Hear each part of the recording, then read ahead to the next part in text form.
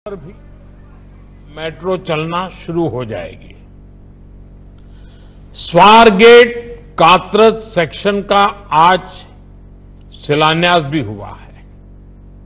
आज ही हम सबके श्रद्धेय क्रांति ज्योति सावित्रीबाई फुले मेमोरियल की नींव भी रखी गई है। पुणे शहर में ईज ऑफ लिविंग बढ़ाने का हमारा जो सपना है, मुझे खुशी है कि हम उस दिशा में तेज गति से आगे बढ़ रहे हैं। भाइयों बहनों, आज भगवान विट्ठल के आशीर्वाद से उनके भक्तों को भी स्नेह उपहार मिला है। सोलापुर को सीधे एयर कनेक्टिविटी से जोड़ने के लिए एयरपोर्ट को अपग्रेड करने का काम पूरा कर लिया गया है। यहां के टर्मिनल बिल्डिंग की क्षमता बढ़ाई गई है। यात्रियों के लिए नई सुविधाएं तैयार की गई हैं। इससे देश विदेश हर स्तर पर विठोबा के भक्तों को काफी सुविधा होगी। भगवान विट्ठल के दर्शन करने के लिए लोग अब सीधे सोलापुर पहुंच सकेंगे। यहां व्यापार, कारोबार और पर्यटन को भी बढ़ावा मिलेगा। मैं महाराष्ट्र के लोगों को, आप सबको इन सभी विकास कार्यों के लिए बहुत बहुत बधाई देता हूं, शुभकामनाएं देता हूं। साथियों, आज महाराष्ट्र को नए संकल्पों के साथ बड़े लक्ष्यों की जरूरत है। इसके लिए हमें पुणे जैसे हमारे शहरों को प्रगति का, अर्बन डेवलपमेंट का सेंटर बनाना जरूरी है। आज पुणे जिस गति से आगे बढ़ रहा है, यहां जनसंख्या का दबाव भी उतनी ही तेजी से बढ़ रहा है। पुणे की बढ़ती जनसंख्या शहर की स्पीड को कम न करे, बल्कि उसका सामर्थ्य बढ़ाए। इसके लिए हमें अभी से कदम उठाने की जरूरत है। ये तब होगा जब पुणे का पब्लिक ट्रांसपोर्ट आधुनिक होगा। ये तब होगा जब शहर का विस्तार तो हो, लेकिन एक क्षेत्र की दूसरे से कनेक्टिविटी बेहतरीन रहे। आज महायुति की सरकार इसी सोच और अप्रोच के साथ दिन रात काम कर रही है। साथियों, पुणे की आधुनिक जरूरतों को ध्यान में रखते हुए बहुत पहले से काम किए जाने की जरूरत थी। पुणे में मेट्रो जैसा एडवांस ट्रांसपोर्ट सिस्टम बहुत पहले आ जाना चाहिए था, लेकिन दुर्भाग्य से बीते दशकों में हमारे देश के शहरी विकास में प्लानिंग और विजन दोनों का अभाव रहा। अगर कोई योजना चर्चा में आती भी थी, तो उसकी फाइल ही कई कई वर्षों तक अटकी रहती थी। अगर कोई योजना बन भी गई, तो भी एक एक प्रोजेक्ट कई कई दशकों तक लटका रहता था। उस पुराने वर्क कल्चर का बहुत बड़ा नुकसान हमारे देश को महाराष्ट्र को और पुणे को भी हुआ। आप याद करिए, पुणे में मेट्रो बनाने की बात सबसे पहले 2008 में शुरू हुई थी, लेकिन 2016 में इसकी आधारशिला तब रखी गई जब हमारी सरकार ने अड़चनों को हटाकर तेजी से निर्णय लेना शुरू किया। और आज देखिए, आज पुणे मेट्रो रफ्तार भी बढ़ रही है और उसका विस्तार भी हो रहा है। आज भी एक और हमने पुराने काम का लोकार्पण किया है, तो साथ ही स्वार गेट से कात्रज लाइन का शिलान्यास भी किया है। इसी साल मार्च में मैंने रूबी हॉल क्लिनिक से रामवाड़ी तक मेट्रो सेवा का लोकार्पण भी किया था। 2016 से अब तक इन 7-8 वर्षों में पुणे मेट्रो का ये विस्तार, इतने रूट्स पर काम की ये प्रगति और नए शिलान्यास, अगर पुरानी सोच और कार्य पद्धति होती तो इनमें से कोई भी काम पूरे नहीं हो पाते।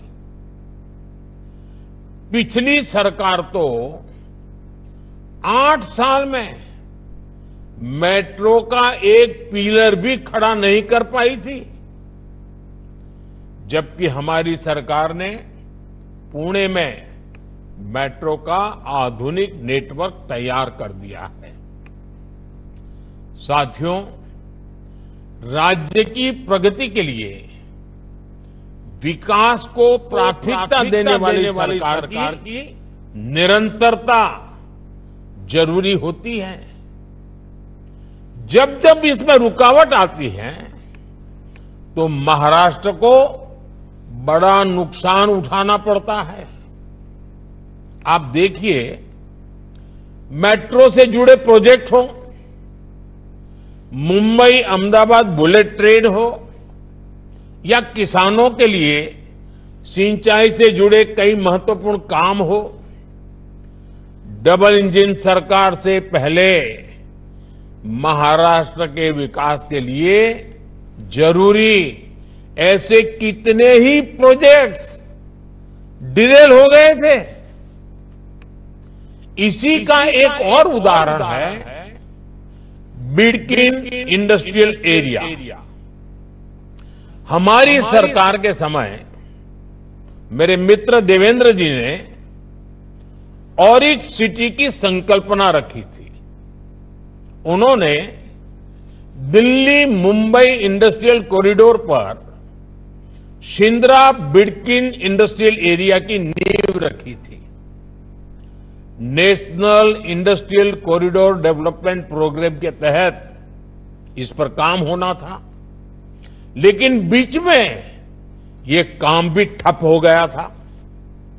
अब शिंदे जी के नेतृत्व में डबल इंजन सरकार ने उन अड़चनों को भी हटाने का काम किया है। आज यहां बिडकिन इंडस्ट्रियल नोड को भी राष्ट्र को समर्पित किया गया है।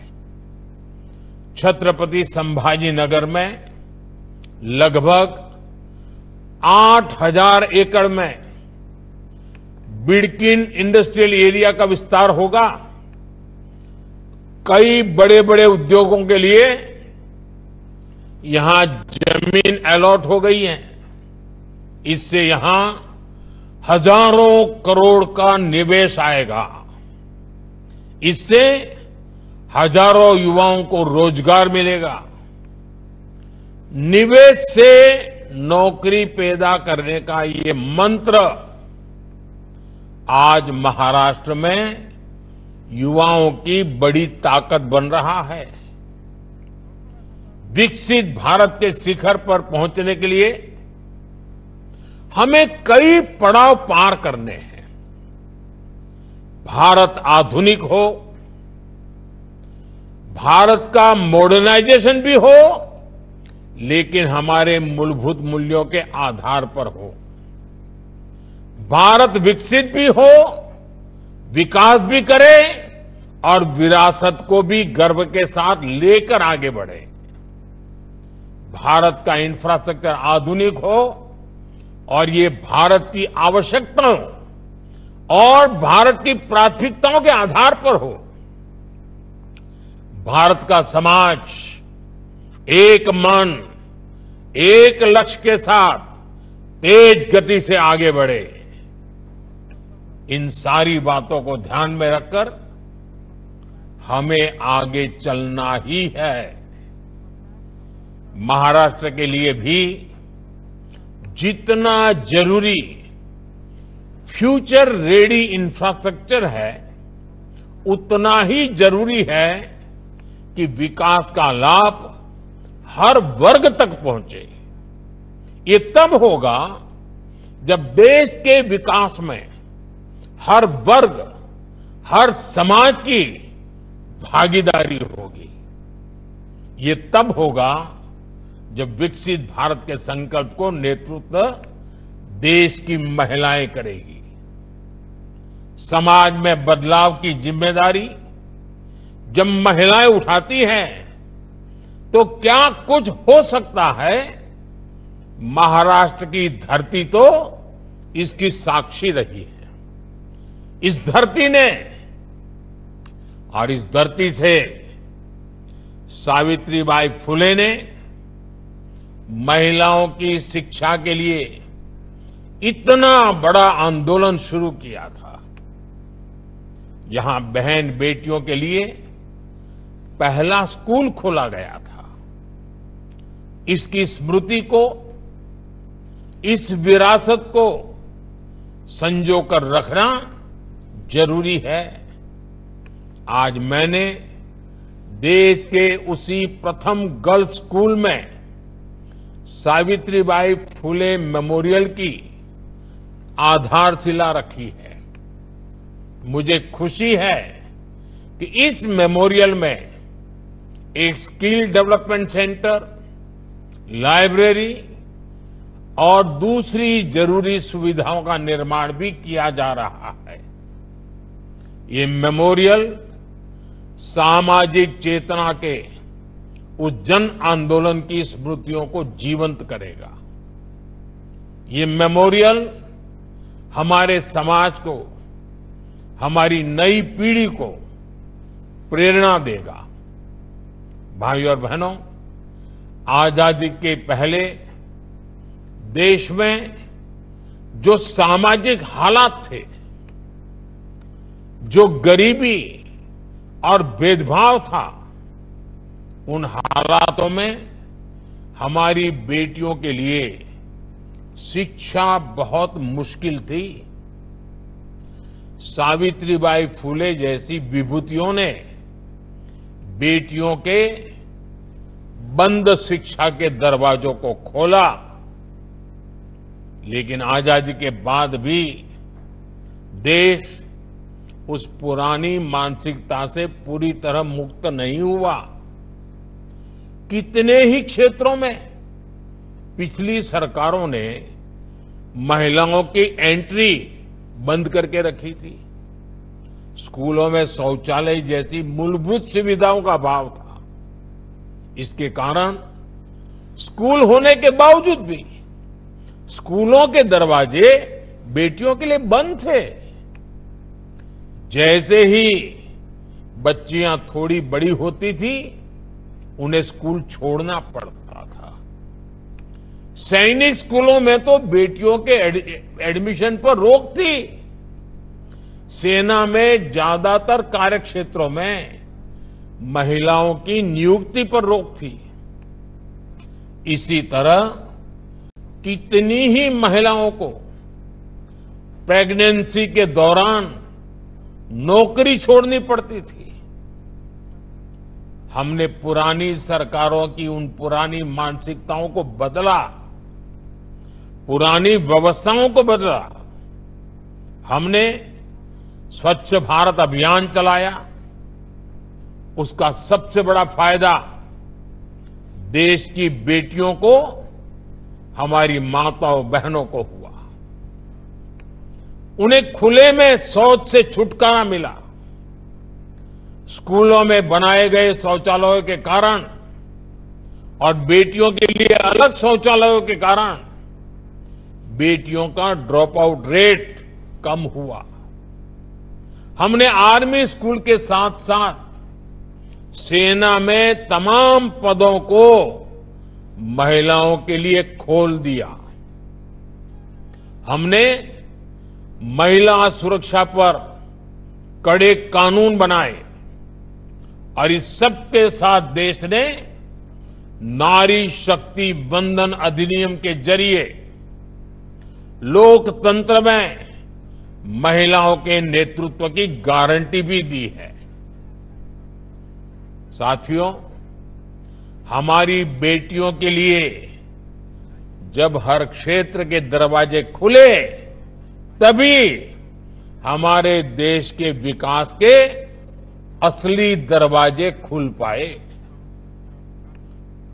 मुझे विश्वास है सावित्रीबाई फुले मेमोरियल हमारे इन संकल्पों को, महिला सशक्तिकरण के हमारे इस अभियान को और ऊर्जा देगा।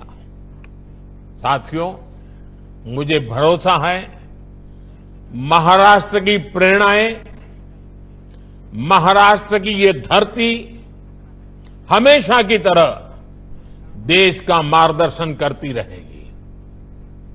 हम सब मिलकर विकसित महाराष्ट्र, विकसित भारत का ये लक्ष्य पूरा करेंगे। इसी विश्वास के साथ आप सभी को एक बार फिर इन महत्वपूर्ण परियोजनाओं के लिए हार्दिक बधाई देता हूं। आप सबका बहुत बहुत धन्यवाद करता हूं।